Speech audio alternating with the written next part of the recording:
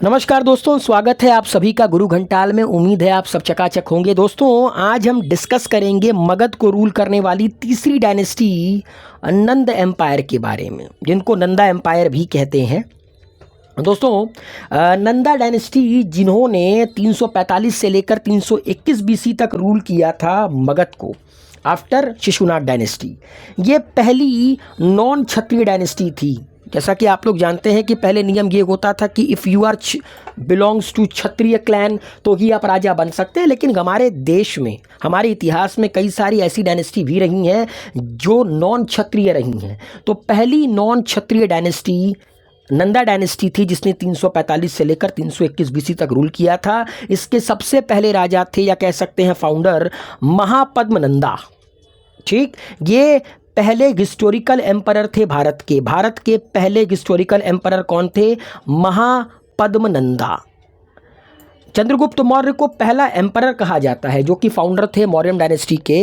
याद रखिएगा, अगर आपसे पूछे कि भारत का पहला एम्परर कौन था तो आप कहेंगे चंद्रगुप्त मौर्य, लेकिन पहला हिस्टोरिकल एम्परर अगर आपसे पूछा जाए तो आप कहेंगे महापद्म नंदा। ठीक, नंदा डायनेस्टी को 2-3 टाइटल दिया गया था। ठीक, एक अधर्मिका का टाइटल दिया गया था इस पूरी की पूरी डायनेस्टी को। क्यों? क्योंकि ये धर्म को फॉलो नहीं करते थे। Those who do not follow the norms of धर्मा।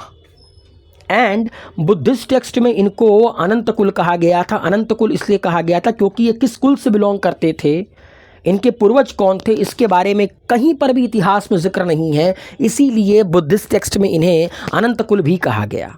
अब बात करते हैं महापद्मनंदा के बारे में। तो महापद्मनंदा को सर्व क्षत्रियांतक कहा जाता था। क्यों? क्योंकि इसके जीवन का एक मूल मंत्र था क्षत्रियों को डिस्ट्रॉय करना, और इसने किया भी, इसीलिए इसको सर्व क्षत्रियांतक कहते थे।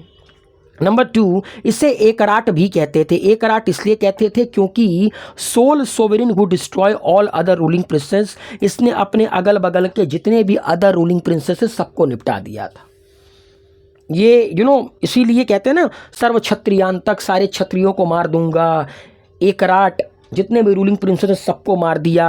एंड इसको पाली टेक्स्ट में उग्रसेन कहा जाता था। क्यों? क्योंकि इसके पास बहुत बड़ी आर्मी थी, इसके चलते इसे उग्रसेन भी कहा गया।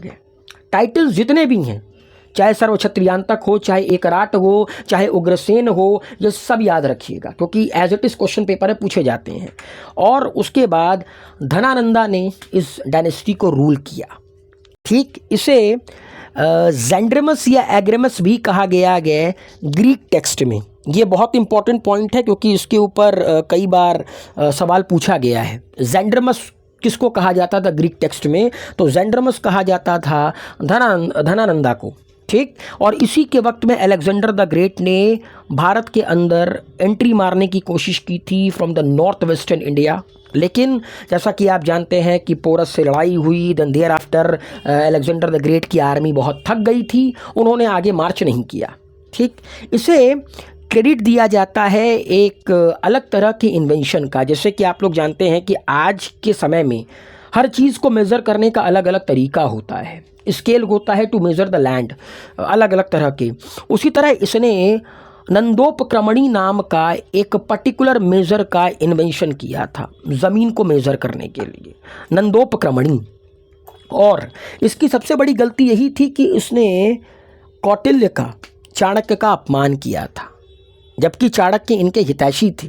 चाणक्य इनको समझा रहे थे आने वाली प्रॉब्लम के लिए। चाणक्य इनको बता रहे थे कि किस प्रकार से अलेक्जेंडर द ग्रेट भारत के अंदर एंट्री मारने वाला है, आने वाले जो संकट होती है उसके बारे में बता रहे थे। लेकिन धनानंदा ने अपने घमंड में, अपने गुरूर में कौटिल्य का अपमान किया, चाणक्य का अपमान किया, और उसी अपमान का बदला लेते हुए